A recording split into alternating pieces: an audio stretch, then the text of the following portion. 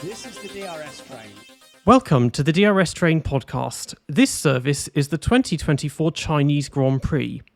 I'm your driver, Peter Brook, and your conductors today are Ciaron Smith and returning guest, the mobile Chicane. Good morning, gentlemen. Morning, Peter. Great to be back with Chicane as well. Yes, it's the one thing that kind of dragged me through getting up early this morning and kind of getting through the race was the fact that we would get to sit down with a couple of friends and chat about some Formula One. So looking forward to it. So yeah, first Chinese Grand Prix in 5 years, which does feel... It didn't really feel that long. I mean, I suppose the last Chinese Grand Prix was the 1000th race, pretty uneventful. Social media was really milking the whole, oh, look how F1 has changed since then. I mean, I suppose one crazy stat was that I think at the time of the last Chinese Grand Prix, Max had 5 wins. And shock of shocks, he won today, which is win number 58 or something like that. Yeah, so the race itself, I mean, yeah, Max is winning. That's not so much of a surprise. He just took off after this every safety car restart. But it did seem to be a bit of a race of two halves. Not much in the first half, but we got a couple of safety cars. They did serve us a little bit of action, didn't they? Oh, yeah. I mean, the first one was, I think, a result of Bottas stopping. But, you know, what was interesting was how, you know, it was first a VSC, and then it became a safety car. And, you know, a lot of the strategies were then planned around that, weren't they? You know, we saw some drivers come in and pit. Norris got lucky that the VSC was extended, and thus they were pretty much primed to set up a one-stop strategy when we're talking about the likes of Norris and Leclerc. So, yeah, there were quite pivotal moments. They were a strange couple of safety cars because obviously the first one, Bottas stops at the side of the track and they went, oh, okay, well, we'll just put out some double wave yellows. Oh, no, wait, actually, it's the virtual safety car. Oh, no, wait, now we'll throw out the full safety car. It was just kind of a very strange kind of series of decision making. And then when we had the second one out, it almost seemed to stay out for a little bit too long, if at all. You know, you had people coming on the radios kind of going, why are we still here? You know, it's just... There wasn't really kind of any debris or anything. There was nothing that really needed sorting. I don't know if it was just a last gasp attempt from people behind the scenes to maybe trying to install a bit of excitement or trying to get a bit more racing going on. But yeah, just an odd couple of occasions. I wonder if maybe like the legacy of Michael Massey is holding race control hostage, and they're just scared of making any decisions because it was, the first one, it was such an obvious VSC. It took an entire lap to then launch the virtual safety car. I think it was once they worked out they couldn't move it. So Bottas had already gotten off and walked away. The marshals were there trying to move his car, which was stuck in gear, I guess. It's like, oh, then let's do the VSC. And then it still won't move. It's like, oh, now let's do a full safety car. I mean, that was never a full safety car. The whole thing could have been done under a VSC. And yeah, originally there was the problem that had kind of screwed over Lando, because he missed the pit entrance when the VSC came. And then we got the full safety car, which kind of reset everything. But it was I really get tired of this now, just the incompetence of race control. They take so long to make extremely obvious decisions. And this is where you run the risk of accusations of race fixing if you're calling safety cars when so-and-so has passed the pit lane, but so-and-so hasn't, and then that advantages them. That's a very interesting take, and I would have to agree with that. But it it felt clumsily handled. Just in general, you know, Norris was quite unlucky the first time. That the reason he didn't come in, like you said, was because they delayed announcing the VSC, and so he had passed the pit lane, if I'm not mistaken, and then the VSC came out. So Leclerc could pit behind them, and Norris couldn't. And luckily, the VSC was so extended that Norris had time to do another lap and still reap that benefit. But it should have all been handled in a clean way, in my opinion. Anyways, a bit unacceptable. Yeah, I think at the end of the day, in this kind of sport, safety is paramount a lot of the time. That's the reason we have, you know, the halo and the hands devices and all these other kind of safety measures. And I think if you're sat in in race control, and you're looking at the situation going, oh, is it yellow flags or is it a virtual safety car? There's no reason not to err on the side of caution and just go for the, in quotes, more extreme kind of option in that sense. There's no harm in that. And all you're doing is just kind of protecting what is there. I think even Bottas was kind of baffled with what was going on, because you could see where he was trying to reattach the steering wheel back into the car, and he was constantly looking around over his shoulder just to see all these cars coming, not quite full speed, but certainly not at a slow enough speed. And I'm sure he was probably quite confused as to what was happening there. And obviously, anything could happen in that situation where it takes a puncture or a wheel coming loose or an error. Someone could have easily kind of spun off and collided at that point. So it doesn't make sense we're in this sport where we have to remember that people are hurtling around at 200 miles an hour in these heavyweight machinery filled with fuel and all sorts of bits and pieces that can go wrong. We should always be kind of looking to make sure that everyone is safe and protected in this scenario. So it just seems weird why you would delay making a decision around that. I suppose maybe they'd thought because maybe they were delaying it because it was double waved yellows at first. And I was thinking, oh, this feels very like 20 years ago, before we just had safety cars all the time, when you would leave cars by the, maybe not 20, a little more than 20, but when you would just leave cars by the side of the road and they would carry on. I was thinking maybe they're just going for that. But another reason, I suppose, it's one of the slower parts of the track, because you have a long straight line, so you can see well in advance, oh, there's a car up front that stopped, and you're going into a very slow corner, so maybe that was the rationale, but I think it was just them taking forever on what are usually very obvious calls. Yeah, I think you're right there, but it just, I think what you said earlier, Peter, was interesting. It does raise questions about, yes, operational competency, but also race fixing, and that's something for the FIA to improve, I think, going forwards. Should be more seamless than that. But anyways, I think overall that was an important moment. Some cars came in to change their tires and whatnot, and Alonso, I think, was the standout there, if I'm not mistaken, because didn't he come out on soft tires? Yeah. Yes, he did. Yes. Yeah. That one kind of puzzled me because, well, a few drivers, including Lewis, had started the race on softs, and then they were like, yeah, these are useless, and gave up on them very quickly. Which does seem to be a running theme of a lot of races now, is that the soft tyres are good for qualifying, but not much else. But it was this attempt, assuming they were going to go for a one-stop, and he was going to do, 25 laps on softs. It's like, okay, I get that it's technically a faster tyre, but you negate the fastness of it by having to tyre save twice as hard as everybody else. And so that I don't know what the logic was. I mean, eventually they did just pit him for mediums, and there he made up for it because he gained 5 positions after he pitted.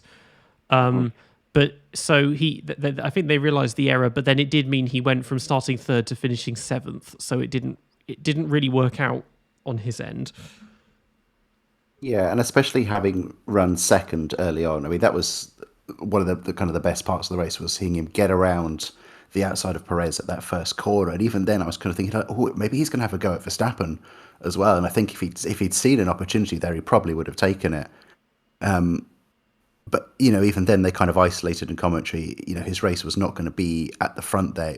He was racing against kind of the McLarens for that last podium spot. So it's a mixed feelings kind of race, because obviously you had that brilliant move at the start and a lot of that overtaking at the end with the fastest lap to boot as well. But you wonder maybe what could have been if he'd maybe settled down a little bit more. Maybe, a lot was made of the fact that he burnt his tyres quite a lot kind of doing this battle with Perez, and maybe that kind of shook up the strategy a bit and meant some other bits and pieces had to be changed.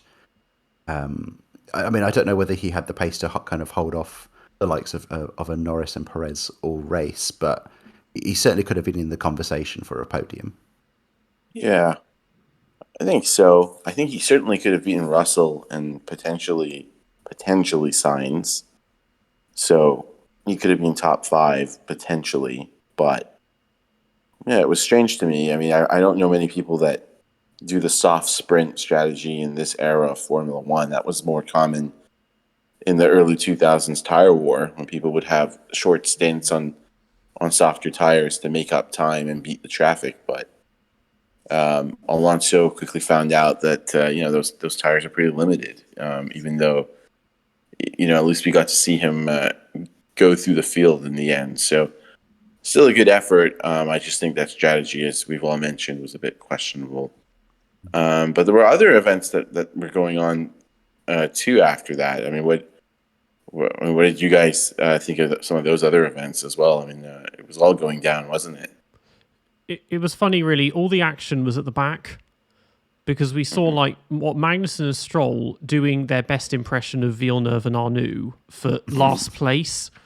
That was going on, and then the restarts we had. Well, Stroll, he crashed into Ricciardo, who crashed into Piastri, I think.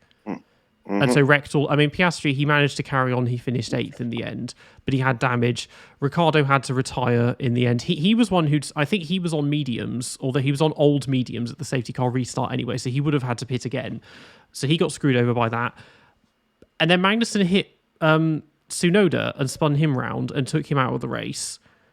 So there was there was quite a lot of action going on for the not points positions. It was a race of two halves, but almost a grid of two halves at the same time. Which is kind of what Formula One has become this year. It's very much kind of, you can almost kind of lock down the top 10 positions, assuming there's going to be no retirements and no issues. You can give those top 10 spots to the Red Bulls, to the Ferraris, to the McLarens, to the Mercedes, and to the Aston Martins as well. And the interest today was that kind of, Hamilton's got a bit out of position, and also Stroll was being Stroll, so actually there was scope for one of those others to kind of squeak into some points there. But there's such a clear divide there that I recall, a few years ago it was clear kind of lockdown on the podium places. It would always be Hamilton and Bottas and then Verstappen, and then the interest would be, if one of them had an issue, who's going to get onto that third spot? And now it's kind of stretched out to this whole top 10 point system. Which, it's tricky. I mean, this is kind of a neat segue in the fact that the news kind of broke this morning that the FAA are looking at tweaking the point system. There's talks that they want to extend it from the top 10 into the top 12, which has kind of come from some lobbying from these smaller teams, and no doubt those back 5 teams who, are missing out on these kind of opportunities. And I kind of had this. I had quite a big discussion with the casual F1 fan on Twitter about the pros and cons about moving to such a system. I mean, reflecting kind of like a race today where we had all these battles further down the grid, do you think something like that adds value to Formula One, wherein there are these battles going on for 12th and 13th and 14th, etc.? Is that more engaging for the fans if that actually means something, or is it good that it's kind of kept the way it is, where it's just kind of about the purity of racing and just wanting to be better than the other guy on the track? I mean, if you look at the point systems that we've had since the very beginning, they're usually offset between the size of the grid and the number of people kind of expected to finish a race. So people would look at, in the 1950s, when it was only the top 5 finishers that got points, and think that's madness. But then you have to remember that most of the cars broke down or crashed, so most people wouldn't finish. And that was the case up until the mid-90s. It was still pretty much the case. And then it wasn't until, and even until 2002 or 2003, we had just the top 6 getting points because most of the cars broke down a lot. It made sense when it was top 10, when we used to have 24 cars. It's like, that's a fair balance. But now, even though it's 20 cars, reliability is so good that even if you're starting at the back, you're just not going to, you have little to no chance of getting points unless you're massively out of position, because you can't rely on half the field breaking down and gaining positions that way.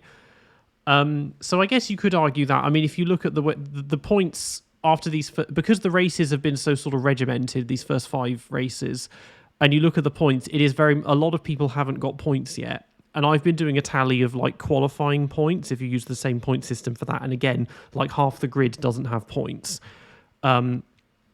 So it is there is some merit to it. I mean, you could almost say, well, why not give points to everyone? Because I mean, they have, IndyCar does that. You get the top 35 finishers get points or something stupid, and it's like everyone gets points, but then you need lots and lots of them to really make it mean something. It's not like you celebrate over scoring 1 point. Yeah. So yeah, maybe they could give it a go if they want to do it to top 12. I need to see what point system they're actually proposing, and then if it gives me an excuse to do another, what if we used point system X, Yeah. all the video all the time. I was going to say the kind of point that I raised when chatting with Casual was that, I think the argument against it was kind of you lose that kind of that special feeling of getting into the points. And I understand that should be a big deal. I think back to, when George Russell scored his first points for the Williams and how emotional kind of he was in the pit lane afterwards and how much it meant after kind of all those near misses. You lose out on that if like you say, you're rewarding everyone for showing up. But I think what it importantly does is it's not going to change the racing at the front, and I don't think it's intended to do that. What it will do is it gives us a better sense of balance in that lower midfield and gives everyone else more of a chance of something to fight for. So it encourages a bit more racing that way. Right now a lot of teams are kind of having just to roll the dice with tyre strategies and do something different in the hopes that they can kind of squeak into 10th place. And I think you extend those points down, you've got more opportunity for people to just kind of go racing as they fully intended. And I think it provides a kind of a fairer balance at the end of the year for, who's on top and who is on the bottom. Because right now we're in a position where there's a monopoly on those kind of top 10 point finishes, and occasionally, we've seen Haas squeak into there.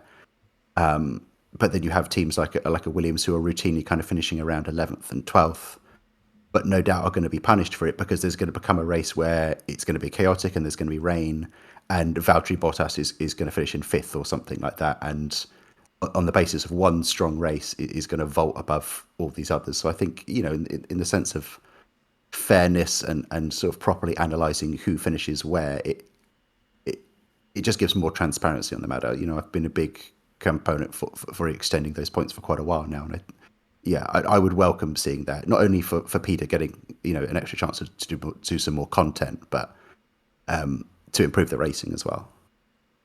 Yeah, it's very fascinating points that you both made, and I think I agree with that. The point about reliability being so much better now is interesting too, because it just makes it that much harder, doesn't it, to break into the points. And I think it probably would be more representative to have maybe 11 and 12 also count for points. But it goes back to what you both said. The way the points are distributed is important. There shouldn't be too much of a gap. But there should be a large enough gap between first, second, third, and so forth that it really rewards the winner. And we don't have a situation where, the points are just too close in spread and there's not enough of a reward for winning. But I don't think that'll be an issue. And I think that, I think there are plenty of drives in F1 history where somebody finished 12th in a backmarker car and never got rewarded. So it'd be nice to see that being properly rewarded. So I'm not against it either. But pivoting away quickly from that, I just wanted to say it was interesting because we were speaking about like all the events that were happening during the safety car period. So Stroll got a penalty for driving into the back of Ricciardo, but are we saying Ricciardo also drove into the back of Piastri? Where was his penalty? Did he actually get a penalty at all? I can't recall now. I think Ricciardo escaped that one, didn't he? He did. It's a difficult one to analyse because I think I never really got a proper glimpse of what was going on there. It looked like Alonso had braked late into that corner, and that had created this concertina effect, the result of which was that Stroll goes into the back of Ricciardo, which in turn moves Ricciardo forward and hits Piastri. So yeah, it's difficult to assign blame. Obviously, it's very easy to see the replay and see a guy colliding into the back of someone and sending them airborne and placing the blame on them as well. I know Stroll certainly didn't feel like that was his fault. He claimed he'd been brake tested. More than anything, it may even just have been kind of a racing incident in a way. I think it looked a lot worse than it was, but yeah. I mean, you can't blame Ricciardo for being pushed into Piastri, especially if the car was airborne. Yeah. I mean, that accident was caused by Stroll in the end. But the penalties were. I mean, we had more inconsistent penalties because that was a 10-second penalty, but then Alonso got a 10-second penalty in the sprint race for what looked like a fairly minor bit of contact with Sainz, from what I saw. And then people are like, well, that's interesting because, 3 years ago, Hamilton sent Verstappen into a 51G crash and got a 10-second penalty as well. There's not the slightest element of consistency. Another very curious penalty at the same time was Logan Sargent, who got he got a 10-second penalty for a safety car infringement. Is that he basically crossed the safety car line, I think just before, or he crossed it just after Hulkenberg was leaving the pit lane, but technically passed him, even though he was going at full speed and Hulkenberg was still speeding up. So that was incredibly marginal. And I mean, I would say it wrecked what until then for him had been a relatively good race because he was just up behind Albon, but then his pace evaporated in the final stint and he finished last even without the penalty. So that was just a train wreck from him again. Yeah, that was an odd penalty for sure. You wonder if it was a bit harsh. Frankly, I'm not a huge fan of that rule that got him penalized, but it is what it is. And it's a shame because at one point I remember he was 12th, which is I think one of the highest positions he's run in recently, and he pitted and dropped a bit back, but it looked like he was having a slightly better weekend. Like you said, I don't know what happened to his pace there at the end. He just completely reverted to his usual mean of utter anonymity, and did not have a strong finish to the race. So not good for his chances. Guys like Sargent, Ricciardo, these guys need to really be on their game right now because their teams have publicly stated that they're being evaluated. So would have expected a bit more there. Chicane, any thoughts on that? That's fair, yeah. And obviously, there's been a lot of talk in the media about, the possibilities of them both kind of getting the chop before the season even ends. I think Sargent will probably get away. I think compared to sort of Ricciardo, where you have this ready-made prospect of Lawson waiting in the wings, who we know is a very good driver, and the understanding is that he's got this kind of promise for a seat for 2025. So it's just a matter of kind of when and not if he jumps into the RB car. Where Sargent kind of lucks out is that there's not the same kind of thing awaiting him there.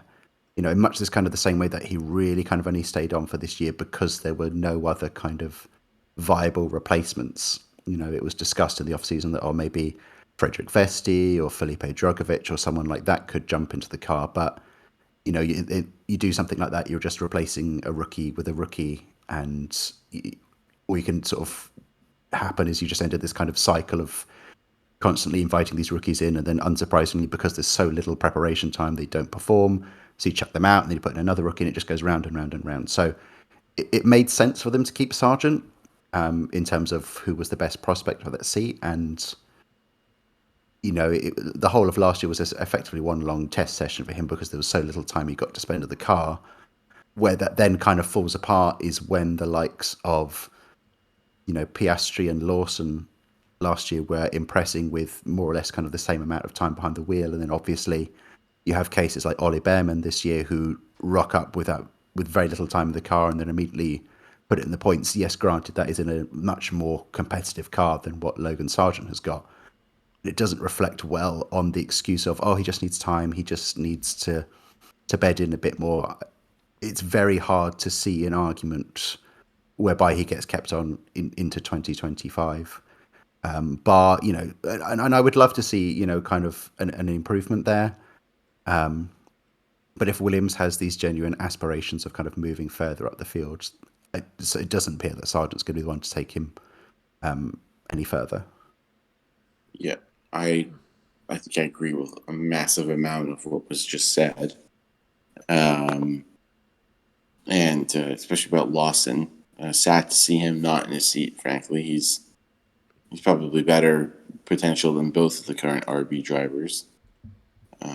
But that's all. Those are all things to consider. I think what was something else that I thought was particularly interesting was, when all these cars came back out and we had the different tire strategies, it was pretty clear that Norris and Leclerc, were going for the one stop.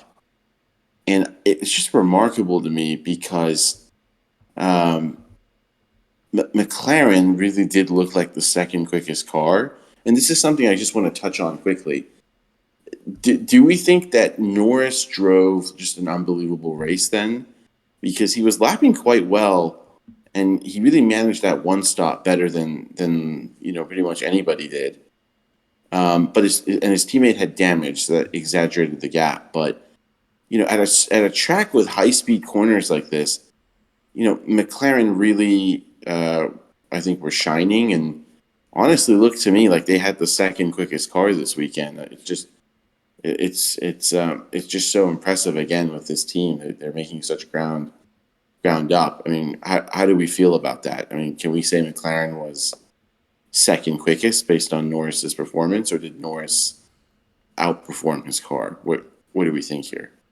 I think it was generally good. I mean, he pitted doing the one stop. The other safety cars gave him time to kind of nurse the tyres a bit more, but mostly because Checo had started second. Well, he got down to third, got up to second again past Alonso, and then he lost out in the safety cars, but then got back past Leclerc, but not Norris. So yeah, the pace was good, even if Max won by 13 seconds again, which was the same margin that he won the sprint race by. So I think overall it was good for them. I think they were flattered a little bit that it was kind of an anonymous weekend for like Ferrari and Mercedes, or Ferrari and Russell at least. I mean, Lewis was kind of, two races of two halves, but then Russell was extremely invisible, and the Ferraris just didn't really show up in the race fully. It's so funny how these things work. We just wouldn't have expected Ferrari to have been behind McLaren at this track, So it's an interesting one for me. Yeah, because it was talked up so much before the race that kind of we would have these maybe like similar kind of conditions that were in Australia in terms of kind of those grip levels, and given how well, Ferrari took it to Red Bull that day, whether we'd see the same thing here. But yeah, they just kind of, they were a bit anonymous on race day, really. I mean, they were behind Hulkenberg very early on, and I know they got past him, but it just, nothing ever seemed to really come alive for them. And, there were times where even Sainz was struggling to get past Russell. Was such a departure from kind of what a lot of us had kind of anticipated what we were going to get from Ferrari this weekend. Yeah, I would say that it bodes well. I mean, the battle behind Red Bull is good. I mean, imagine if this was McLaren versus Ferrari versus Perez. I mean, that would have been a fun little championship. It's just that despite the fact everything happened in this race behind, in the second half or after the safety car, the lead was never in question. Quickly, I want to touch on one other driver here, because after all these incidents had happened, right, the VSC and then the safety car after Stroll drove into the back of another driver, we had, Hamilton, we had Ocon, I think Albon, Sargent, Zhou, Gasly. These guys had all stopped now twice. So they were running hard tires. And then I think Stroll was on a medium tire. That was probably his third stop. His 3-stop strategy that he was playing out. Sorry. And it's interesting because Hamilton, by this point, had made it into the points, hadn't he? But it was a bit gifted in that sense because all these other drivers were either being taken out or had penalties. I was surprised by Lewis's progress. It wasn't as aggressively, or let's say it wasn't as effective as I thought it would be. And I don't know if that's just down to the fact that his pace was off, or his car isn't quick enough, or the strategy wasn't right. But it was just interesting because he didn't really make any places through the field as quickly as I thought he would, and he had a horrible time, didn't he, on that soft tire, which was probably just not a great tire this weekend. So I thought he did a decent job, but I expected a better fight back, I think, through the field. Any thoughts on that, on Lewis's race up to that point? Yeah, I mean, he didn't make that many on-track overtakes. I mean, he lost a place at the start to Tsunoda. He got past, I think everyone got past Zhou in that first stint, even with him having the really bad tyres. But beyond, once we got to the safety cars, I mean, he benefited. Almost everyone pitted during the safety car. But then we had, Stroll and Ricciardo effectively taking each other out. Although by this point, he was already up to like 12th, and losing Bottas would have gained him a place. He did pass Hülkenberg and then got repassed by Alonso. So it was mostly just him I think he was out of position to a degree because he had made a mistake on his run in Q1, and the gap between him and George was quite substantial. But yeah, it was without the safety cars, he would have finished outside the points. Yeah, it was a strange old weekend for Lewis. Obviously, the sprint was the highest kind of point of it. We've not really touched on the sprint yet. It was in around the conversation for qualifying on pole for that one, came very close to it, and then obviously on the actual race day itself managed to come home in second. But then, Sunday was just a completely different story. We all got up relatively early to watch this race, and I was getting myself a shot of espresso every time he came on the radio and started whinging about the car. So by lap 5, I was absolutely buzzing. It was just frustrating in a way because, yes, he did eventually come through and get into the points, but it really didn't feel like he was taking the situation by the scruff of the neck and just getting on with it. He seemed always content to just sit on the radio going, well, this is hopeless. There's no point even trying. These tyres are wrong. Everything's terrible. Whereas really what you wanted to see was, or kind of a little bit what Russell was doing further up the field, where he was battling hard and defending and going for moves. And Lewis just wasn't kind of doing that in a way. And I very nearly, tweeted something along those lines while watching it along. And then he did that very nice kind of move around Tsunoda, around the outside at the first turn. I thought, okay, maybe there is a bit of kind of life in the old dog today. And then that was about it, really. So it almost felt, quite a few people voted him towards driver of the day, which felt a bit generous in a way. Yes, in terms of if you're looking for positions gained, he did a good job, but you feel that a properly motivated Lewis would have done even better than that.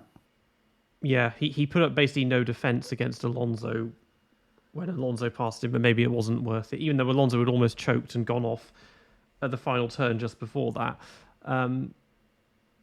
Yeah, I mean, generally speaking, this year, this is not set to be a particularly good year for him because it's his final year with Mercedes. He knows he's the outgoing driver. Things have been bad for the past few years, so he's probably not running with nearly as much motivation or enthusiasm as he has been in the past, to be honest.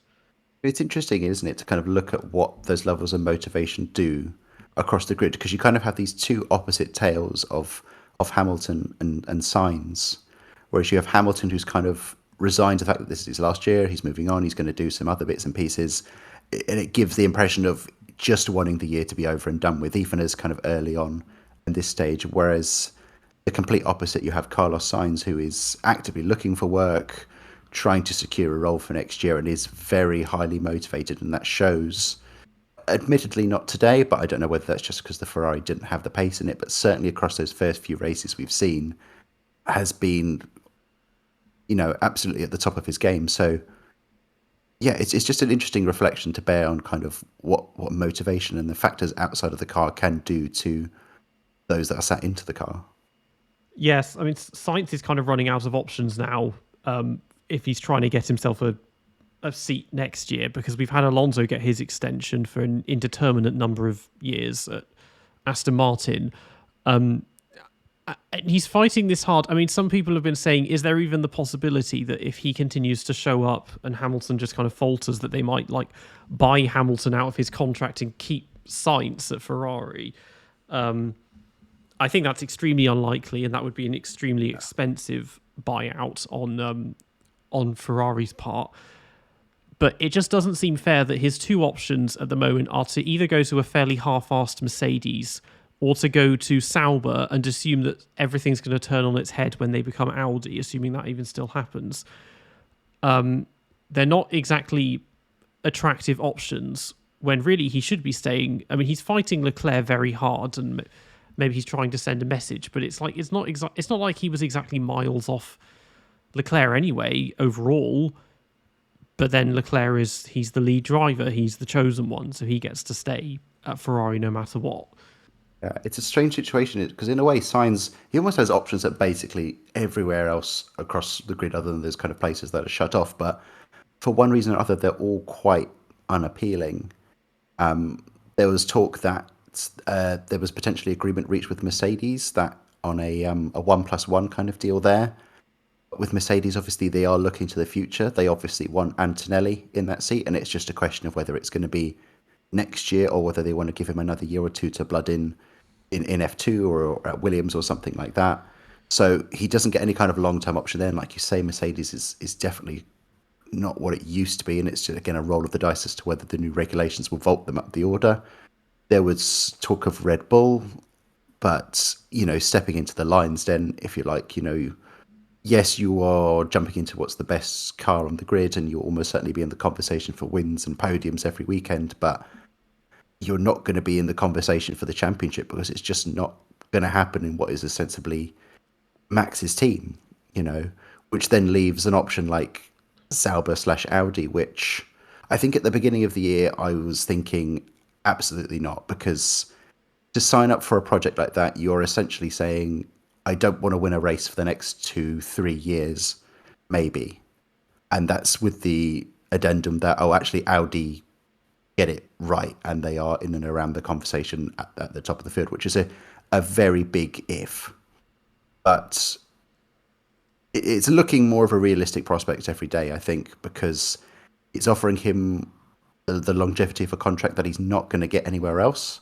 Is obviously hugely important to kind of settle your future. It gives him the prospect of being, the clear team number one, and to have this team built around him, which is obviously very appealing. And I think you can never also discount the impact that money has on this kind of thing. I believe a quote came out this week where Red Bull said they had spoken with Carlos, but so had Sauber, and the Sauber Audi kind of thing had put together an offer that Red Bull could not realistically match. And,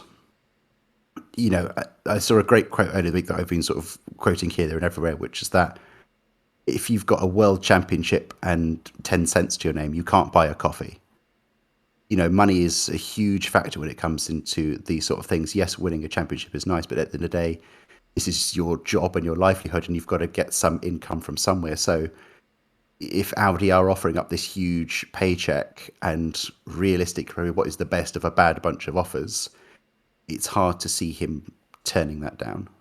Yeah, I mean, from that perspective, it's probably better if he can go into the mentality that this is a long-term project and I'm definitely the lead driver, whereas at Mercedes that would not be the case, in that he knows that they're desperate to get Antonelli in, and they're unlikely to get rid of George anytime soon because he's supposed to be the one taking over from Lewis, even if we are to, because again, Kimi is supposed to be the next big thing, if we are to assume that he's then just going to walk all over him. It does seem set up that way because Kimi, a few days ago, he tested the W12 or W11, the W12. He tested that at Imola a few days ago. So they're getting him that track time. So it seems like they're kind of setting it up, even though he hasn't really arrived in Formula 2 yet. He's been kind of touch and go. And it's like, okay, it probably, the way it's looking now, it's probably not going to pay off. But it's like, to be honest, you may as well do something. You may as well give it a go because at least it's an interesting move and it's bold and risky rather than doing what Sauber do, which is just to keep Bottas and Zhou forever, just as their allegedly safe pair of hands that don't do much. It's like, you may as well just try something different. So why not give it a go?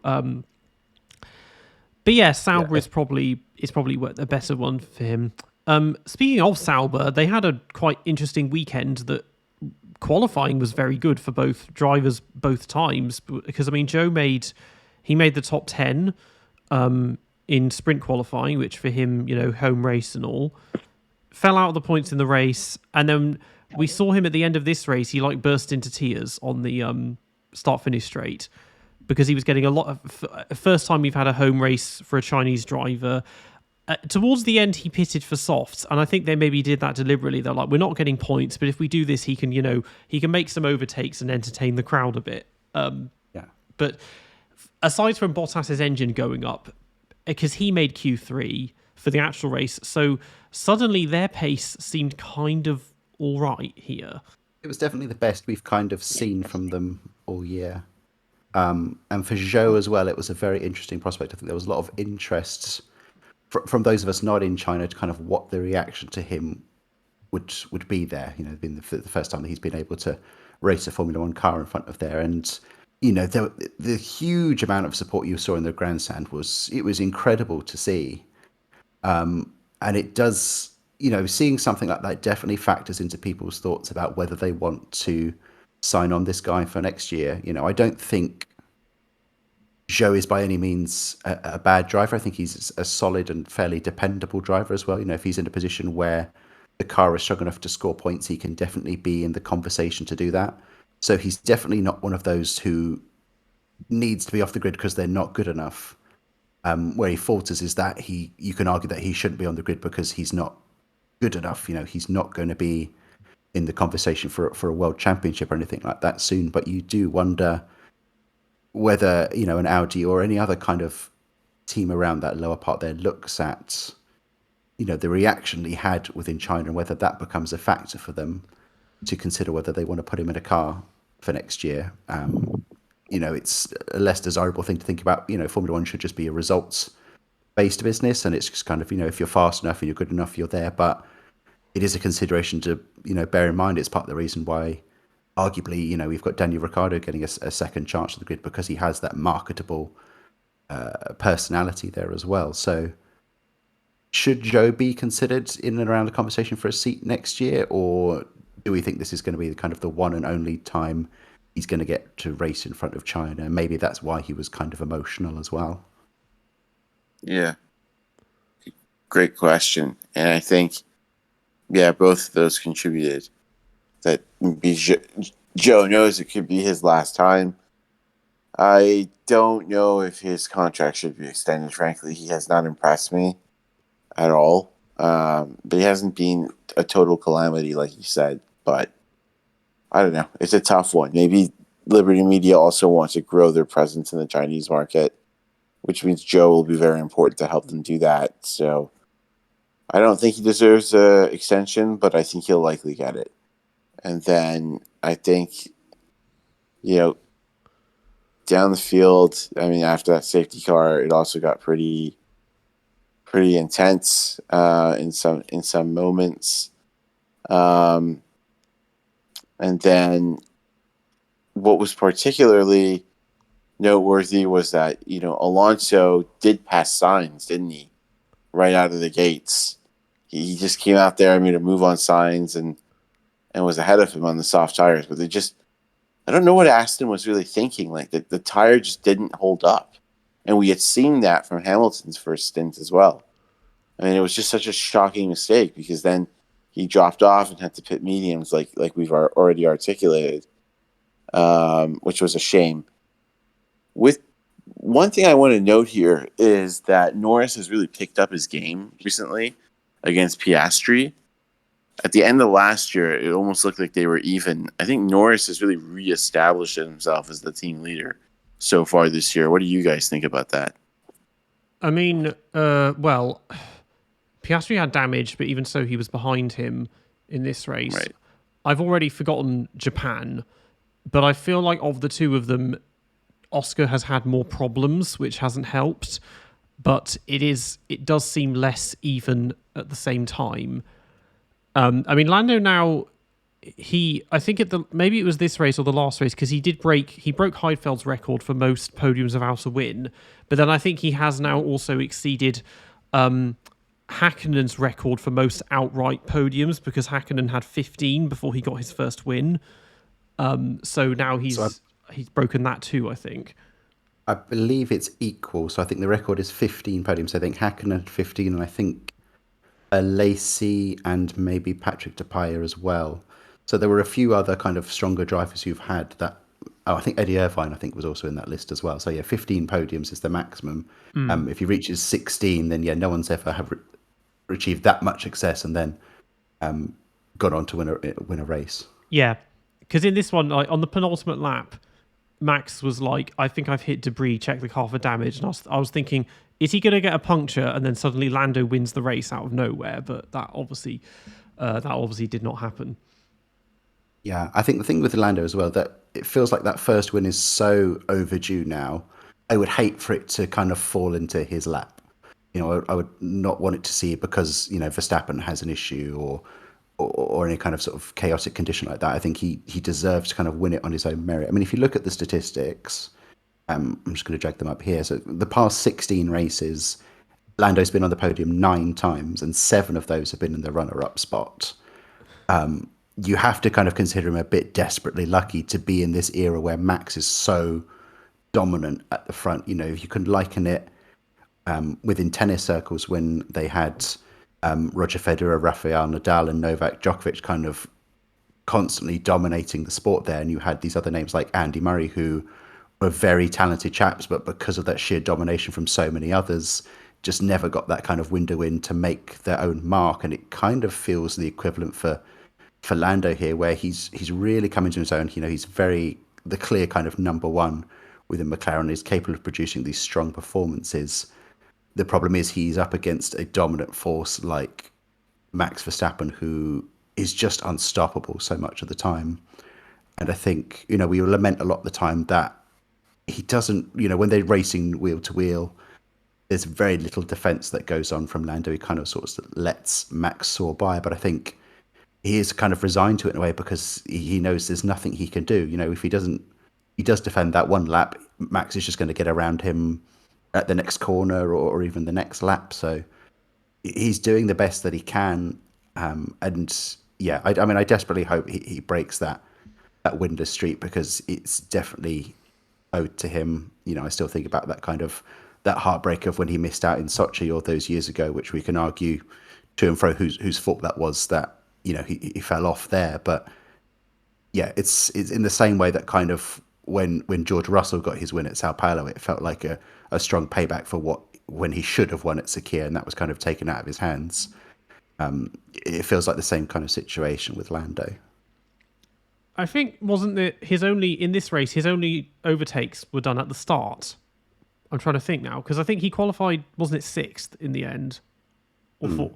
And so he passed both Ferraris at the start, and then Alonso and Checo fell behind in the safety cars from pitting. So he kind of it was more, obviously he did the one stop and it wasn't like he charged his way through in but it needs to be, if he does get a win, it should be one where he really earns it, or rather than just the leaders all crash out or whatever and that's how he gets it. And it's another one of these things of how, and we said this last year, how good F1 would be if Max wasn't there. Because just look at the end of Q3, when we got 5 drivers in a row all took second place from one another, and just think about if Max wasn't in the equation, that was and 5 different provisional pole sitters. That's the kind of that's just how you need to, the way to make everything look good is just basically ignore Max and pretend he doesn't exist half the time. Yeah. Or as I found out kind of last weekend, assume that Max is going to retire at any random point, and it makes the race very exciting because you assume he's going to break down, and then the actual race for second place does actually matter. Yes, yeah, that's a good way of keeping the tension, at least. I mean, it was a carbon copy of last year in a way, wasn't it?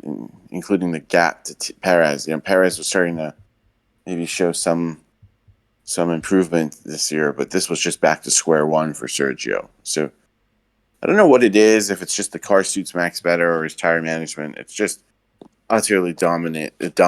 And I don't think there's any chance anybody catches him this year, but we'll see heading into next year what will happen. But he's also just not making mistakes when he's not under pressure. I mean, did Max lock up a tire? Did he go wide like Alonso did near the end of the race and nearly lose his car? Like it's all so serene and easy for him, which is very, very ominous for the rest of the season. We could easily see a driver winning another 12 races, frankly, in my opinion. So, I looked at it last year and I thought, that Red Bull was such bulletproof in its reliability. The only way that I could ever see someone beating Max was him making a mistake. And I could perfectly envision the amount of times last year when he would gun for the fastest lap at the end of the race because someone else had it and he just wanted that extra point. And I thought it's perfectly believable that he spins off or crashes or makes a mistake whilst doing something like that. But even now, that kind of little bit of hope has totally evaporated. It's really kind of only reliability or some kind of fluke situation like we had at Singapore last year where you can ever realistically see Max being beaten. Yeah, Australia is just going to bug me now because it's like without that, we could have legitimately have Max winning every race this year because I kind of feel like someone has to do it. And we don't even get like one team winning every race because Sainz won that one. Yeah. And it happened only three races into, I can't even remember now. But it is at the same time it is annoying that it has to be this way because you think any other sport, but also just even with the motorsport with WEC and IndyCar and Formula E, any old sod could win every race. You never know what's going to happen. Formula One, it seems like the only one where it's a foregone conclusion that Max is just going to win it every time in normal conditions. And it's not the first. Obviously, it's not the first time this has been the case. This has been a perpetual problem in Formula One for the past 20 years or 25 years now, since we got a mixture of the cars being reliable and the technical rules, the technical regs being very restrictive. It's created this, and it's going to be the same story again in 26, whether it's Red Bull or anyone else. Somebody's going to have the right design and they're going to dominate for 5 years because nobody else is going to be able to copy it and that or come up with anything better because they won't be allowed to. And that's just how it is. And so you have to just try and look past that and hope that it doesn't turn too many people off. But I think it is that it is more. There is less activity online discussing everything. People are just less enthused. Even the commentary today, Crofty was very unenthusiastic at the start of the race, and there's a lot of major moments. Even though I'm used to him normally, assaulting my eardrums and that, but this time he was like, "Oh, here we go. Let's start the race." And I was like, "Well, it's early in the morning here, but not in China, so he should be wide awake by now." Yeah, I felt bad for Crofty today because he was absolutely kind of having to carry that commentary booth because Nico Rosberg was just not on the scene at all. There were points in the race where they were talking about, Crofty's like, he's gone around the outside there, and that prompted, talks of, when Sainz did it with Leclerc, and obviously you talking to Nico did that a few years ago, and you got a penalty. What do you think of that? And you're going, it's a different situation. And Crofty was like, okay, well, would you like to elaborate on that? And he went, no. I was like, oh, good. Well, as long as you're having like a nice conversation and having some, camaraderie together.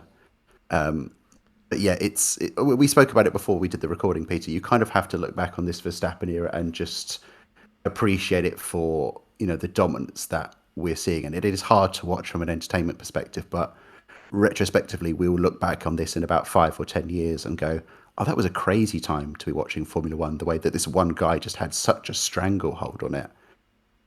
Yeah. And I agree with you. It would be, there's a little bit of me that did kind of want him to see him win every race, or at least Red Bull win every race, just for like the historic moment of it, that you could kind of tick that off and go, that was, something we all lived through and all got to see.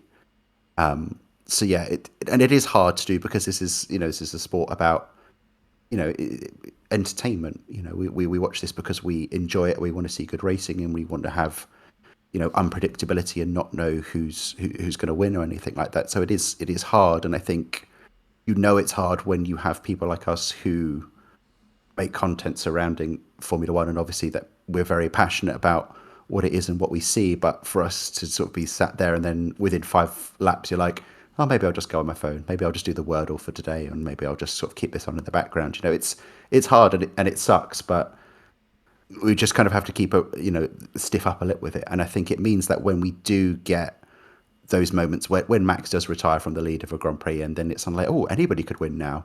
It makes those just a little bit more enjoyable and a bit more exciting when we do have those kind of rare opportunities when it's not the Max show out front.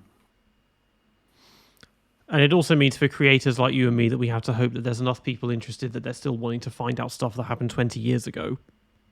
Yeah. Since this doesn't damage us too much, and that because we don't discuss current events on our channels, but it's like I still need the current events to be good to keep people in the spotlight in terms of just following Formula One in general, rather than just depending. I mean, it surprises me. I know some people that are big history buffs like us, but they don't watch Formula One at all now.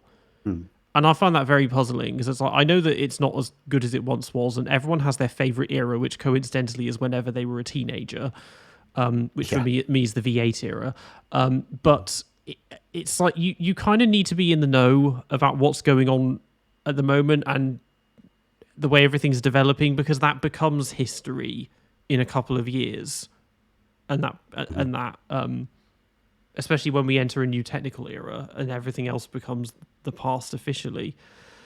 But I don't think it's doing too much damage on YouTube for the time being. Yeah. Since the 2019 Chinese Grand Prix, Max has won 53 races. And the rest of the grid has also won 53 races. That tells you what kind of a driver he's been since around 2019. And the extent of his dominance, So it's just something that is putting off the fans, but it's also this just sense of inevitability, which comes down to less strategic variables in present F1. But yes, we should also, enjoy it and realize like this is a driver who's really driving well. So, I can understand both points of view. What frustrates me about F1 right now is that the rules are so limited. It just locks in teams into their car performance. It's hard to test. It's hard to bring, constant ideas knowing that you have to run them in free practice, which is added pressure. So it's a tough one. He definitely deserves it, but F1 is F1, and ultimately, if you like motor racing, people will keep watching. And today, funnily enough, there were some good battles. Some of those passes into turn one were magnificent. Stroll and Magnussen did themselves no harm at all. That was wonderful racing. It's just that it all happened behind the leader. We need to make this happen side by side for the lead, and then we've really solved the problem. But ultimately, if we're going to just quickly talk about the rest of the race, it wasn't a huge amount that happened, was there? Alonso crawled his way back into some kind of a upper mid points position, but the rest of them were kind of just flying formation style, and there wasn't too many crazy things to talk about unless anybody here wanted to point out something in particular. The only team we haven't covered yet is Alpine. Right. I guess I'd say, well, both of them made Q2, so their pace is improving. Gasly had a dodgy pit stop where the wheel came off immediately and hit one of the mechanics, and that cost him a lot of time. But Ocon, he finished 11th in the end, I think, so almost got in the points. From their perspective, didn't he get in trouble? Someone shouted at... Oh, no, Gasly shouted at Captain America for pushing him off the track or something. But... yeah, for them, the pace is better. They've gone from being definitely the slowest to not always the slowest. So that's something. This is an interesting thing again. But again, this is the annoying thing, is at the back of the grid is actually surprisingly mixed up at the moment. But the reason you don't notice it is because it doesn't mean anything, because it's people fighting to not finish in the points. And it's very hard to determine which team is actually the slowest. Because Zhou, Sargent between them are both at the bottom, and they could both be candidates for slowest driver this year. But then their teammates keep hinting at points.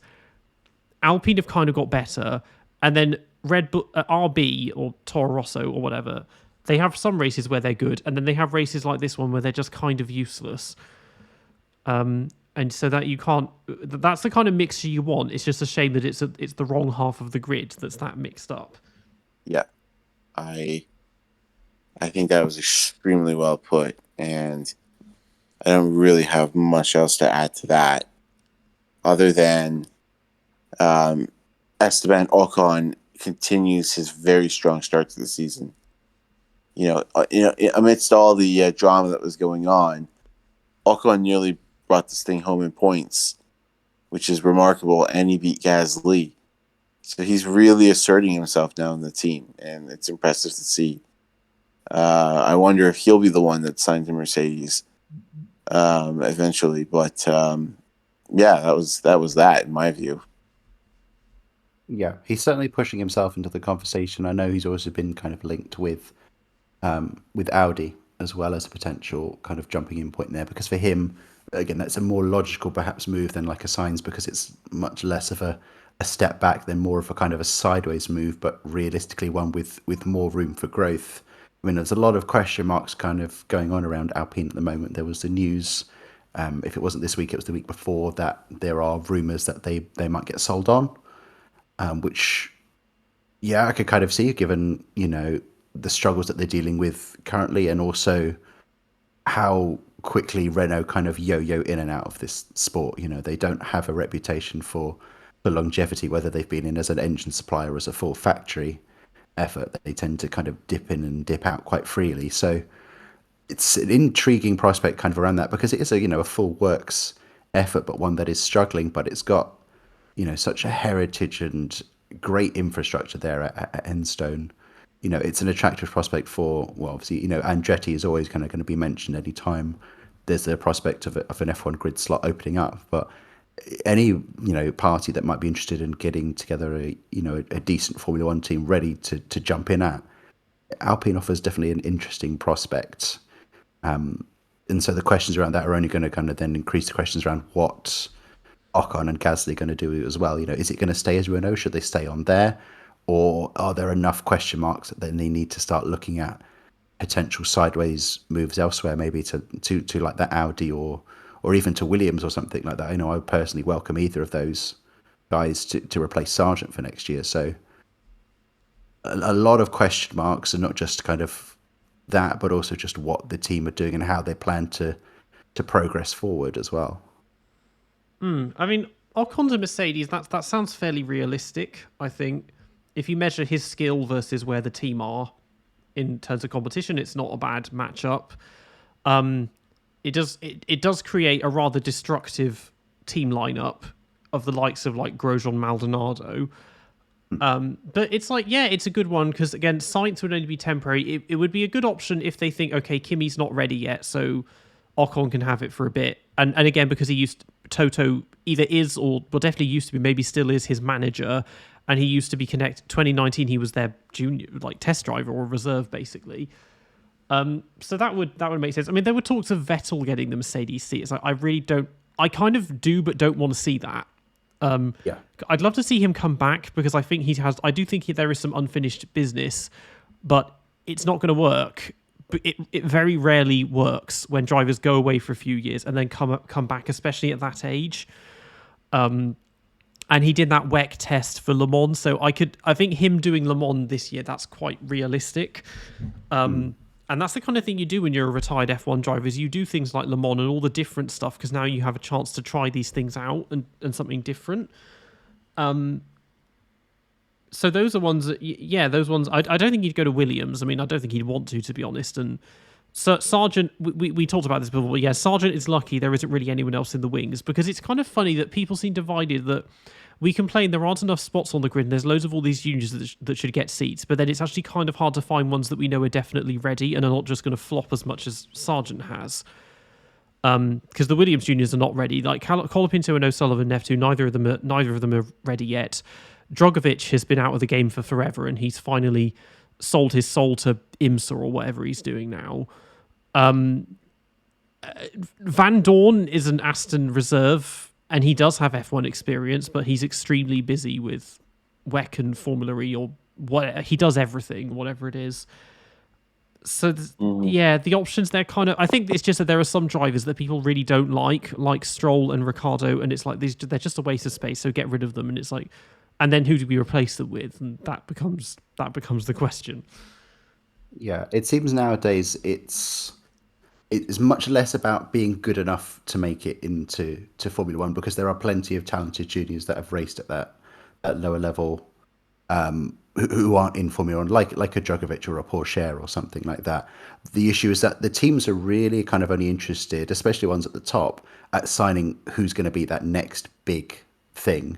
It's not good enough that you are good enough to be in Formula One. You need to be good enough that there is a realistic prospect around you that you want to be, that you're picking up a world champion. You're not just picking up someone who's going to score a few points for you or something like that. I think one conversation that's worth having is kind of thinking about how we're judging juniors and what's the best way for working out who's the right people to be brought through, because I definitely kind of have my own reservations about how well of a series Formula 2 is at doing something like that. Because we're seeing on countless occasions that the people who win that title go absolutely nowhere a lot of the time, unless they are very clearly a generational talent like a Russell or a Leclerc or a Piastri or something like that. But we're having this conversation where we're kind of peeking into the market for next year, and there's discussions that Lawson will be on the grid, that Antonelli might be on the grid, that Behrman is in the conversation as well. But then if you compare that to their F2 results, they've not been that strong at all. Certainly they're not in the conversation for the title. Antonelli's only around in ninth place this year, and I think Behrman's, I don't even know if he scored a point in that series yet. I think he's at the bottom of the standing still. Yeah, so it's so weird that we're having this conversation of these people must absolutely be in Formula One, yet you judge them on their junior track records, and it's not equivalent to kind of that same kind of hype level. So yeah, how do you work out kind of who's that best person to be putting in there? What do these other people see behind the scenes that we don't necessarily get a peek of? Yeah, there isn't. There used to be more options of how to get into Formula One, because it used to be things like Formula 3 Euro Series, Formula Renault 3.5 Series, World Series by Nissan GP2, like even European Formula 2. There were loads of different options. And we've had... I'm struggling to think of a driver since maybe 2016 or earlier that came to Formula 1 from something other than Formula 2 or GP2. Yeah. Like Max and Ocon might be the only ones, because everyone else did that GP3, GP2. You can't... It used to be you could come from anywhere. I mean, we used to get Japanese drivers that would come straight from Japanese 3000, F3000 or whatever, All Japan Formula 3. They didn't have to do any racing in Europe first. It is a bit too strict, but I think maybe there are just fewer racing series going on that are at Formula 2 level. Or it's coming from series that are already like senior series in their own right, like IndyCar, or Super Formula, which people assume is a feeder series when it isn't.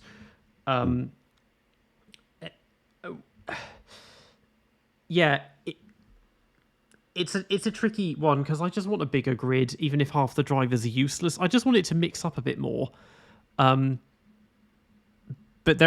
some of the drivers in the pitch, I mean, Jack Doohan, for example, he seems to be really, really invested in Alpine, which is funny because it's like, what opportunities are there exactly, particularly in his current position where he doesn't get any track time and he's not racing in Formula 2 and he's doing what Djokovic did, where people start forgetting about him very quickly. Particularly when, the next lowest person in the Alpine team, Victor Martins, is doing quite well in F2, and Kush Maini as well. Both of them are, and that.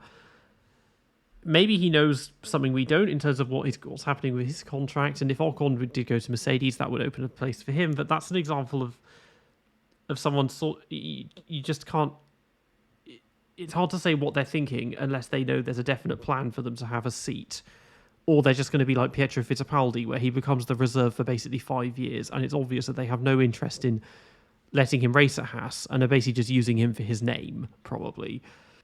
Yeah, I think we discussed this last year when we did the season review over on my channel, where you've definitely got these drivers around who, for some of them, their role is literally just be the young driver for those mandatory practice sessions every year. And within that mix, there are people like a Doohan who, if they're getting into Formula One, it revolves around a lot of dominoes falling the right kind of way for them and being at the right place at the right time. they're not going to be. There's not people knocking down the door at Jack Doohan's trailer to say desperate to try and sign him. But like you say, if an Ocon does move across to Alpine, or a Gasly gets frustrated with the situation and has to move elsewhere, and Alpine are still struggling at the back, so it's less of a attractive prospect, then it makes sense potentially for someone like a Doohan to jump in there. But other than that, like I say, you're just waiting for that exactly right scenario to turn up, which may happen. Stranger things have happened, and you can look throughout Formula One history for people who have jumped into roles that you maybe didn't anticipate would jump into there. It can happen, and you never, it's a lot closer than any of us will ever be to getting into Formula One. The situation that would result in me or you or Ciaron getting to step into a Formula One seat would require a huge amount of dominoes to fall in exactly the right way. So it kind of makes sense from their perspective, but I don't know. It's difficult to judge. Yeah, I think all that made a ton of sense, and yeah, the sport's become streamlined, hasn't it? In the feeder series, I think it's also affected. I think the talent that's coming to F1. And I think now, people were commenting on Zhou's emotional kind of end to the race and how he was saying or giving maybe some body language where it almost looked like he knew this was the last time he'd be in China. But just think about why he wasn't even in F1 in the first place. It was also his marketability. So the grid more than ever is also just like predicated on business reasons too. I don't want that to be lost. It's really, F1 has really turned into almost more of a business than a sport at this point. It's ironic. It's more popular than ever. But then there are, I think, some serious issues with the sport right now. And I think more than ever, just being marketable on Netflix and being economically backed by, a huge donor is really a safe way for some of these drivers to just stay there for multiple years. And it feels like it's worse than it's been in a long while in that sense. But we'll see how things play out. Just quickly then to recap what was going on at the end of that race. I mean, we mentioned one incident there. We mentioned Alpine. We mentioned Alonso charging through. I think we mentioned Norris and Leclerc holding station, doing a good job. And Max obviously winning. But what do we think about some of these, let's say, some of these drivers that maybe went under the radar a little bit, like Carlos Sainz, for example. We haven't really touched on his race. I expected better from him. Frankly, I was a little shocked that he was a little bit off Leclerc's pace today. And he was also off Leclerc's pace in Suzuka in the race as well. Quick word on Sainz before we move forward, because he really has to impress in order to best position himself for wherever he's going. So what did you guys think about Carlos's race? I thought it wasn't his usual strong race performance. He was lagging a little bit. It was good, but not great. I mean, I don't think it was bad. I just didn't really notice it at all. I found that position, like the two Ferraris and Russell, were just extremely invisible today. They weren't gaining or losing. I mean, Leclerc, he got passed by Perez. He was up to third after the safety car, but Sainz didn't do much. George did absolutely nothing. Piastri only really got noticed towards the end when Hamilton was closing in. So that middle points thing, yeah, there's not a huge amount to say, I find. Yeah, not a huge amount to say about Sainz. I think it's worth reflecting on, actually. Leclerc's had a quietly solid start to the year. I'm just kind of looking over my fantasy team picks for the year, and Leclerc is one of my drivers, and he's absolutely kind of carrying the team. He's been in the top 4 for every single race so far, which, granted the Ferrari is a decent little prospect, and it's certainly dueling with McLaren around that conversation for kind of the second best team. But Leclerc's been solid. He's been quietly getting on with the job, and I think maybe sometimes we do kind of forget what a strong kind of talent he is, but he's been doing a decent little job, and I think he's been a little bit outshone by Sainz, but I think today was just a good example of him getting on with it, getting some points on the board, and just bringing it home like he just needs to be doing. I really have to say that I agree with you there, and I also have to say that some of the stereotypes that I have unduly placed on some of these drivers have been shattered this season. One of them being that Charles Leclerc cannot manage his tires. Yes, he had an issue in one of the races this year, but he's just done 2 races where he's pulled off a one-stop when others could not. So that's massively impressive. It really shows that he's got a little bit more versatility than I gave him credit for. And the second one is that Sainz has really upped his racecraft in terms of aggression. At least he did in the sprint race. I mean, he was mega in how he was going wheel to wheel with Fernando Alonso, and it's good to see. It's good to see. You feel like Ferrari have a very strong driver lineup in that sense. I really think they probably maxed out the car. I think McLaren were slightly quicker this weekend, but I as anonymous as they were, could they really have done any more? I mean, do we think Leclerc? Here's what I'm getting at. Do we really think Leclerc could have beaten Norris today? What are our thoughts on that? I don't think so. I think McLaren had a clear edge, but it'd be interesting to see what you guys think about that. Do you think it was on the cards, or even possible for Leclerc to beat Norris?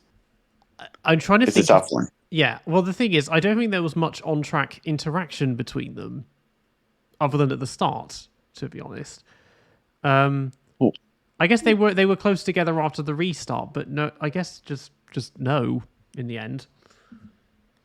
Yeah, and I agree with that. It's just, I guess what I'm trying to think about is like, what do we think the pecking order is for the cars? It seems to switch behind Red Bull from race to race, right? Because at some races, it's been Ferrari that's been second quickest. But then this race, I thought clearly McLaren was second quickest. So, F1 is quite exciting behind the Red Bulls, isn't it?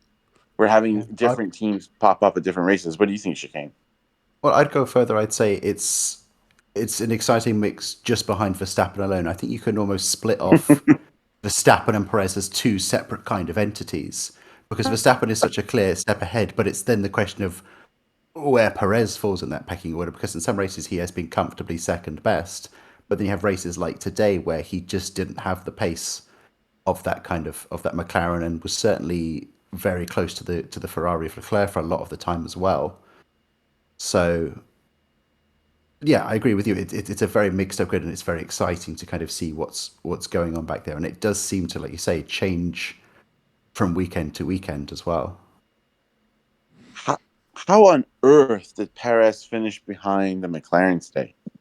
That's lost on me. Is it just because of the one stop and Perez couldn't overcome that? I don't really understand how Perez in that car finished anything lower than.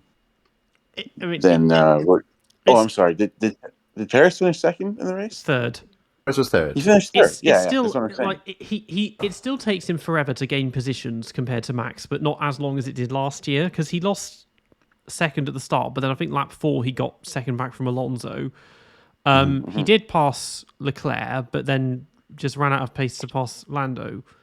Again, right. I'm not sure why, but yeah, he stepped up, but there's still cracks. He stepped up enough to say, well, you can justify him keeping his seat, because he hasn't had any howlers yet, and he's not jinxing himself by like, oh, let's try and beat Max or whatever. It's like, let's just go for second, and most of the time it's worked.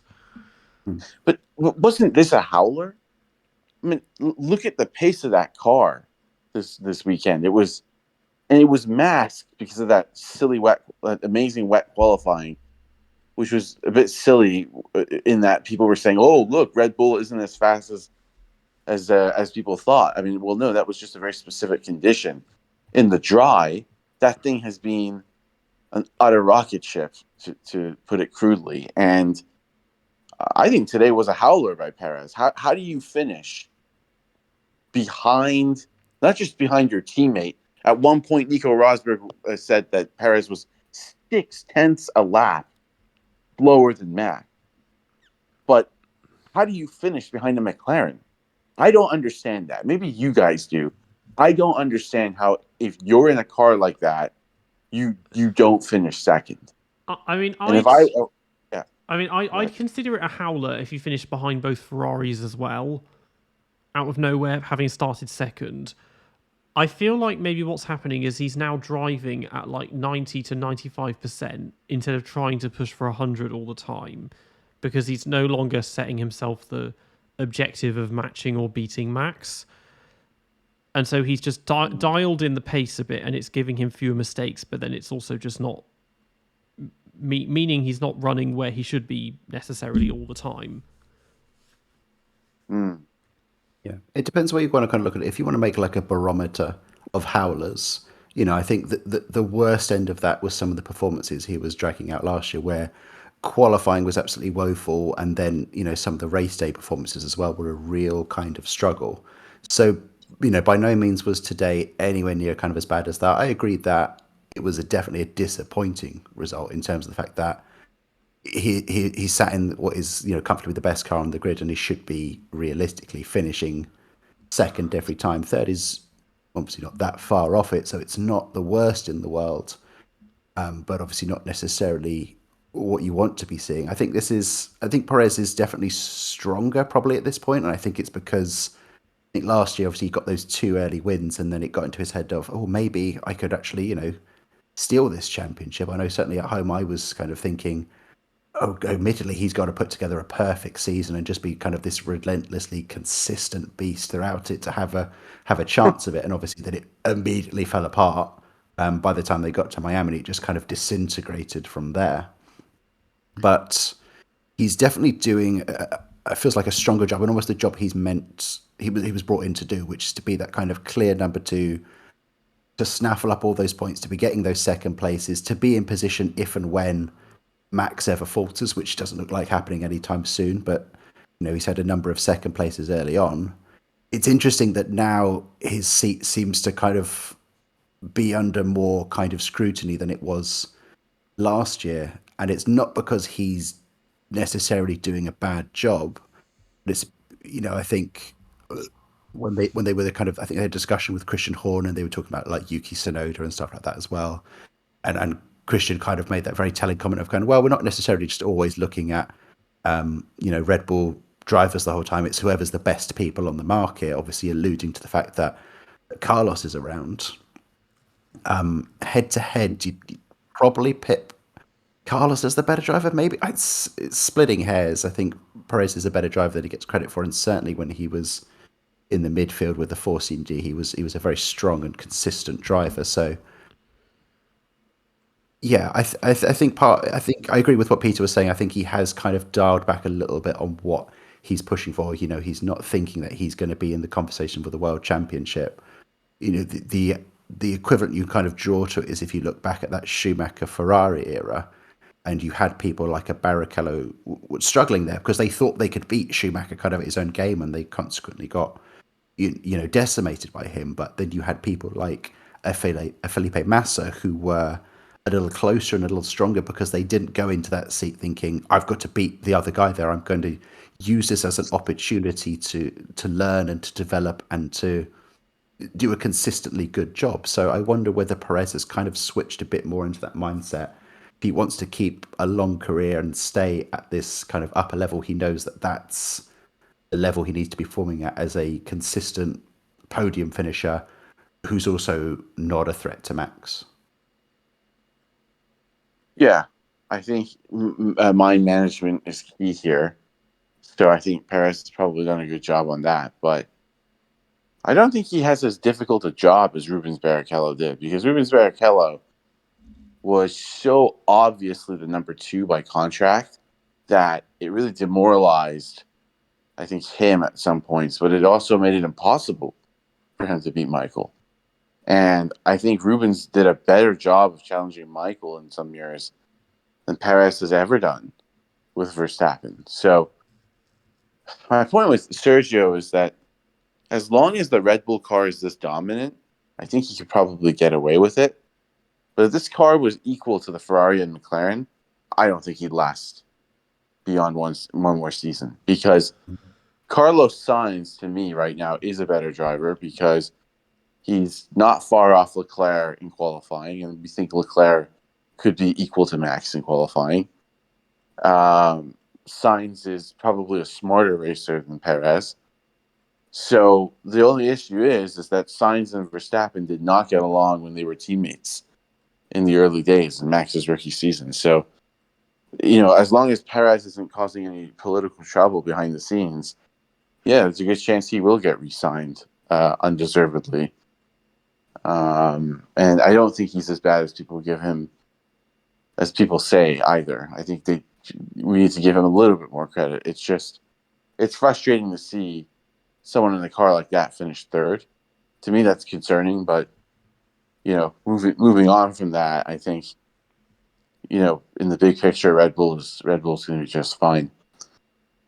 I'm very sorry. Yeah. Go on. No, go ahead. I was just going to say, I'm very interested to see the performance level that Carlos Sainz remains at when he does get his future sorted, because obviously right now he's driving with that incentive to push him forward, knowing that he wants to secure a role somewhere else. And obviously the stronger he performs now, the better kind of deal he can get, and he can be involved in more conversations with some stronger teams.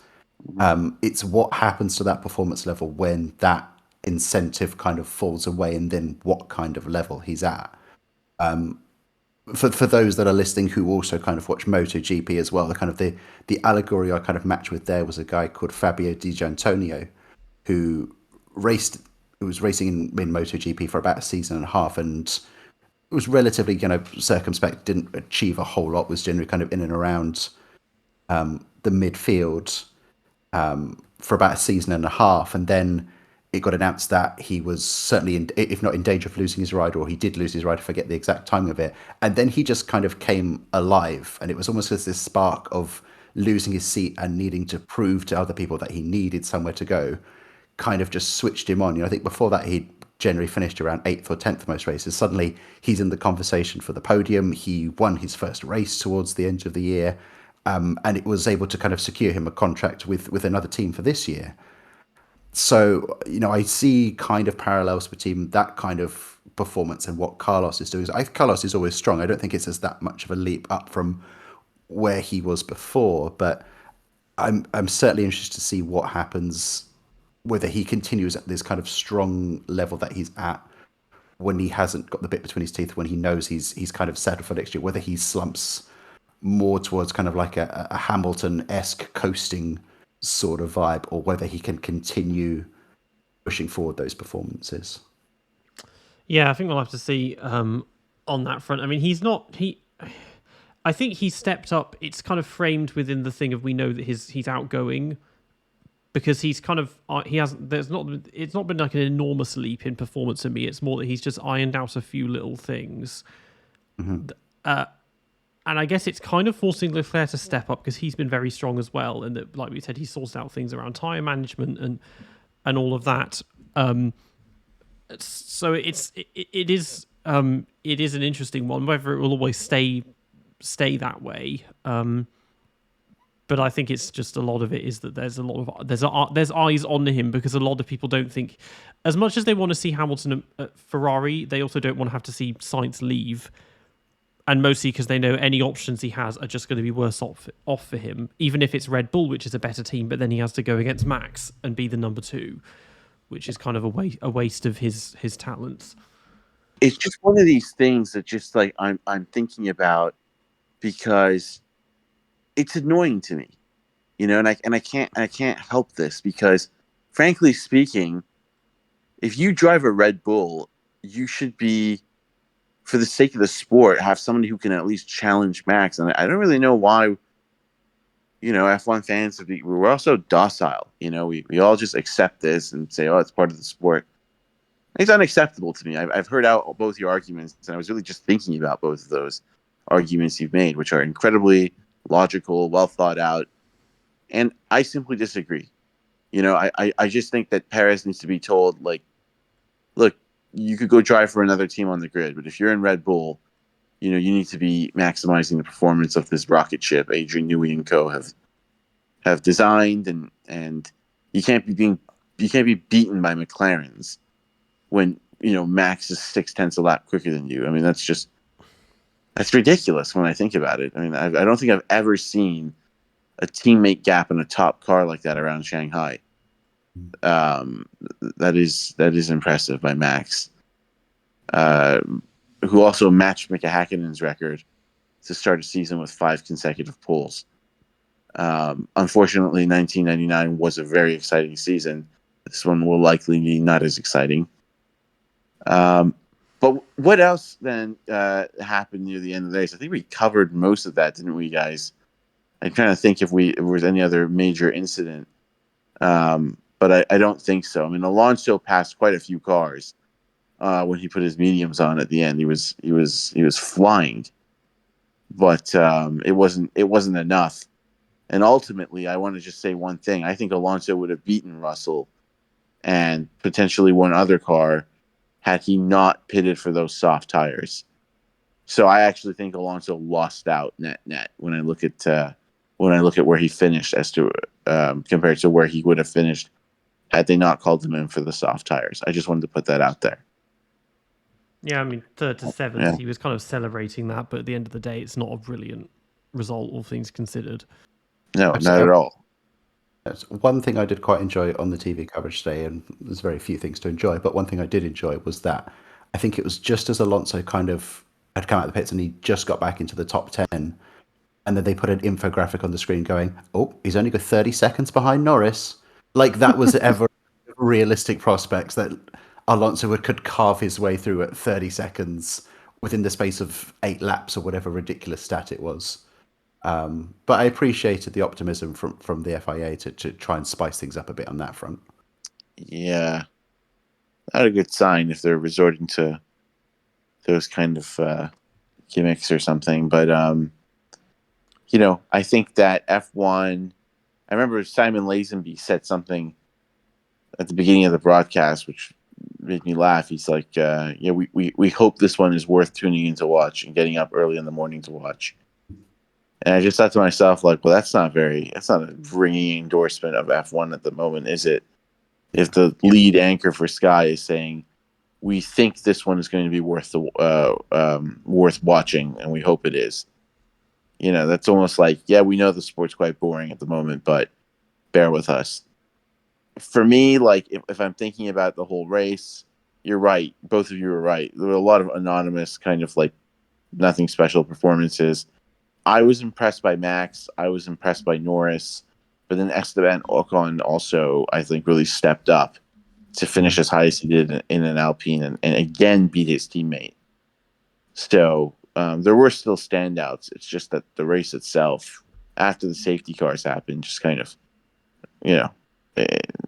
it kind of didn't really. Anyways, I mean, overall, it was just like pretty dominant once again by Max. So, yeah. And I don't know who did you guys think stood out today in terms of top 3? I give you my top 3. I mean, what were you guys thinking about that? Like, who really impressed you? I mean, Lando surprised everyone with his stint in the second half. Mm-hmm. Max just did his own thing. I mean, Alonso was at least vaguely exciting by going kind of off-piste to his strategy and getting the car out wide and that. And I guess the back markers, Stroll and Magnussen and Zhou, they were pulling off some moves and doing some stuff that was at least vaguely entertaining, even if it was utterly meaningless. Mm-hmm. I suppose one person you should shout out is Hülkenberg, actually, because he managed to keep it in the points and still finish there. So, yeah. Yes. Yes. It was a strong race from Hülkenberg. I think you definitely got to put Lando in and around that conversation. It was a very good strategy on the actual race day as well. And actually, granted, he shat the bed during the sprint race, so we didn't see a lot from that. But the performance he put through in that wet qualifying, where he was, about roughly a second, maybe more, over Hamilton and the rest in co. So that was a really good lap that he managed to put together there. So that's definitely worth shouting about. We have to talk about Alonso. Put on some really good moves. Granted, they didn't necessarily mean anything, and we debated at the beginning whether maybe he should have got a little bit more from that as well. Max was as brilliant as always. There's only so many superlatives we can kind of use for him. And then, like you say, I think definitely have to give a kind of a recognition to Ocon for kind of dragging that Alpine as far up as he did and continuing to, like I say, impress. He's really kind of got the screw over on Gasly there, and Gasly, no mug at all. During his time at AlphaTauri was a very kind of strong midfield driver. So yeah, Ocon's doing a really good job there to kind of move into like a team leader position and either settle himself in there as the number one there, or maybe look at a move to like a Mercedes or an Audi or something like that as well. So yeah, it wasn't necessarily immediately obvious on the race day as who the standouts were, but if we take the time like we have down to look back and look at the statistics, there were definitely some standout candidates. Yeah, I agree with all that. It's easy to get caught up in the furor and controversy, but take a step back, think about it. I think what you said made a lot of sense, ultimately. So, not the best race I ever watched. I'll definitely give it like a just slightly below average rating, but it also did show us a little glimpse of how these guys operate in different circumstances, and we got to see some great tire management performances by Leclerc and Norris. We got to see some great racing, like Peter mentioned, between some of the back markers. So not all lost, but you expect more from Formula One. I think we're still missing a little bit of competition at the front of the grid against Max, because, like you said, Chicane, Perez and Max are different entities. One's a solar system planet, the other one is the moon rotating that planet almost. That's a really good way of putting it. Yeah. So I would say I agree with all of that, and don't have much else to add on that. I think it's just going to be status quo for the next few races. Yeah, I mean, and we've in 2 weeks I think we've got Miami, which this was the last. China was the last early start, well, for me and Chicane at least. But I'm not expecting much from Miami. But if nothing else, it's at a much more sociable time for all of us. Yes, I can actually watch. I think it's about 9:00 in UK time, so we'll actually be able to enjoy it.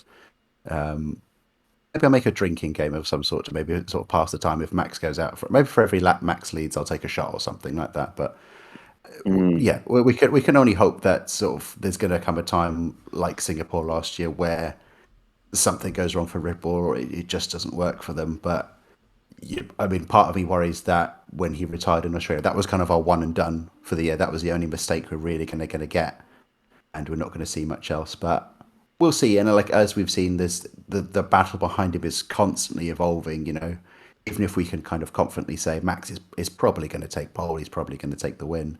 It's impossible to sit here right now and think about who's going to come home in second and be in that conversation for the podium, because it is such a tight battle between a number of drivers there. And then there's the question of whether, if someone gets it wrong and we see some of those other kind of that B tier of teams manage to get into the points. So there is a level of interest there, and there is something to watch for. And it may not seem like that because of how dominant Max is, but there's enough stuff that we can look back there and watch and see what happens.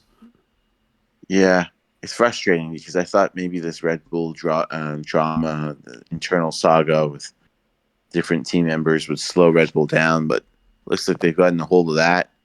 It looks like they're really back on track. So any internal drama that could have potentially wrecked Red Bull is very firmly in the rear view mirror, and it's up to everybody else to just come up with a better solution, because this cannot continue, in my opinion. I mean, this is just relentless at this point, and someone needs to step up. Somebody needs to just say enough is enough and take it to Max, either off or on the track when it comes to either engineering or racing. And that's going to be a great moment, but when is that going to happen? I have no idea. This is a very, very one-sided formula, and uh, every little thing matters in F1. And frankly speaking, it just looks like Red Bull are doing a better job than everybody else. So we'll see where this goes. But yeah, we'll have to think about there. Yeah. I think one other thing that's worth pointing out as well is that it is a strange time to be watching Formula One with such dominance, but it's also strange for that person at the front to be so content with that as well. When we were having conversations and rumors about maybe Max is going to move on, and there were some very convincing arguments around that, because at the end of the day, people have different motivations, and you want to do different things all the time. If you keep doing the same thing all the time, you're going to lose your motivation and get bored, and your performance is going to start to wane. It's difficult to draw kind of comparisons between Max Verstappen and people like us, but like, we don't make the same kind of videos, the same kind of content every month, because that's not what interests or excites us. We always want to tackle something new and something different. So it's interesting that Max is seemingly so content to just keep turning up every weekend and dominating, and that's enough for him in a way. There's so many good examples in the past where it becomes a natural cycle for a driver to want to move on from what they've got and try something else. So to prove, that it's not just the car, it's because of them, and it doesn't always work. But, there's so many good examples from history of, Vettel going from Red Bull to Ferrari, and Hamilton from McLaren to Mercedes, Schumacher from Benetton to Ferrari. I know, granted, on every occasion there, they weren't at such a dominant level that, it was nonsensical to move elsewhere. But it's so interesting that Max seemingly doesn't have any interest in taking on a new challenge or taking on a new project. He's just quite happy to keep turning up and keep churning around and throwing out all these wins and poles and podiums and so on and so forth. So again, that's another outlier for the kind of situation we're in now. It's rare that we've seen it in the past, and it's rare that we're going to see it again, really. What's interesting about that is you're right, and I think a couple of things go into that. First, Max has a car that's like an extension of his mind. It took them a few years to get it to that, but it's going to take years for any other team to give him a front end that has a car that has a front end in the sense that the front end grip that it provides on turn-in for Max, which we know is a key component of his driving style. And Adrian Newey and co have done a tremendous job on that front. The second thing to consider is the fact that his father is still very prominent in his racing career and feels very comfortable at Red Bull. So Max himself also feels incredibly comfortable at Red Bull in the sense that, he gets along with Marco, management love him. He doesn't really have any, desire to leave at all. I mean, he's at a team that is the best. Nobody else looks even remotely close to them at the moment. And key personnel aren't leaving or expressed to leave because everybody's getting paid pretty well. I mean, it's strange because I think Michael was going to leave Benetton anyways, wasn't he? But he didn't. I don't even think when he was at Benetton, he had the setup that Max has right now. Max has everything. He's got management on his side. He's got his father with him who's comfortable in the team, which could be an issue at other teams potentially. He has a race engineer that he has a total bond with. It could be difficult to potentially lose a race engineer like that, given how specific Max's driving style is. So you're right, Chicane. Like, I don't see him leaving anytime soon unless key personnel start leaving Red Bull. Then I think he would consider it. But unless it's an exodus of top tier talent, I think Max is sitting there thinking, yeah, I could do this every week. Easy. Why would I leave? So let's hope that the new regulations really just shake the boat, because this is ridiculous. The more I think about it, it's not just that, he's driving well. I mean, he has everything in his favor in this team too.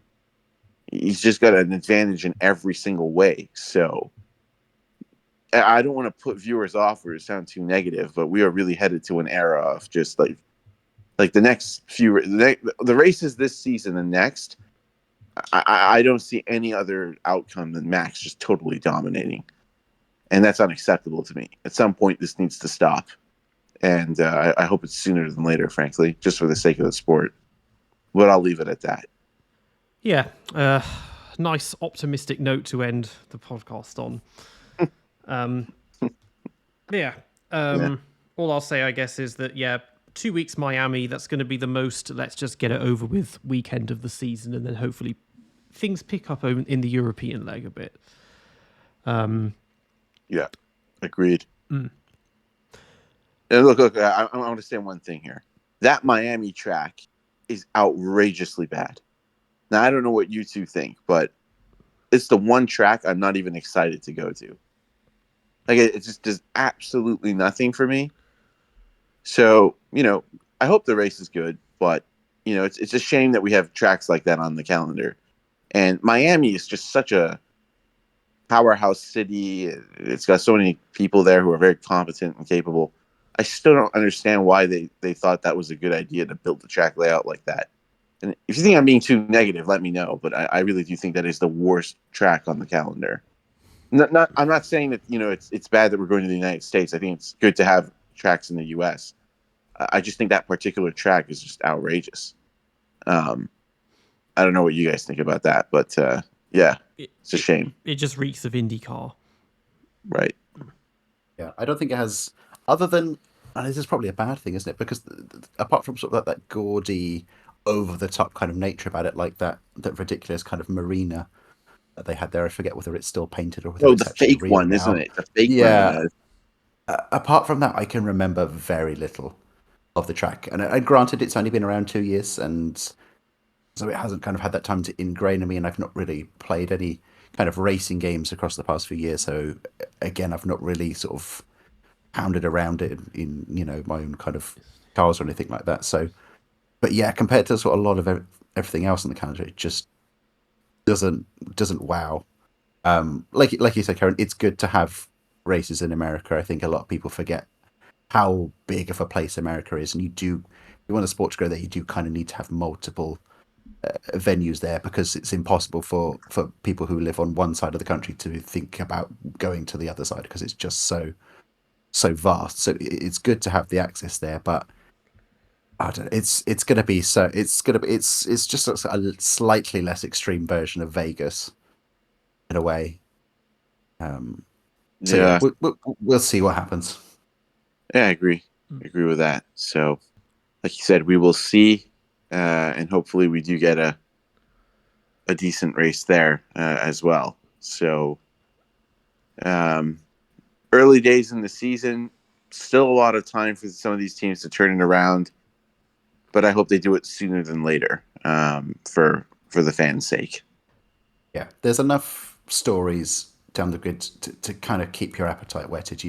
Ferrari have already won a race. There's every chance they could do the same again. McLaren are sniffing around and have been sniffing around for a while as to whether they can kind of make that next step, so we can see where that happens. And then you have, the likes of your Mercedes and your Aston Martins. Can they get that extra kind of step and bring their cars back onto the podium again? What's going to kind of happen around that lower midfield? Who's going to, maybe get one of those big freak results, or, get a nice little double points haul or something like that. Yeah, and there's enough intrigue to look elsewhere that try not to worry about the Verstappen show at the front, because there is more than enough going on behind it. Agreed. Well said, Chicane. I think that's a good way to put it. Yeah. Let's wrap this up. Thank you as ever to Ciaron and the Mobile Chicane. You've been listening to the DRS Train podcast. You can find us on Instagram and X at the DRS Train podcast, and YouTube and Spotify. Make sure to tune in for our next episode. Stay safe, and we'll see you all next time.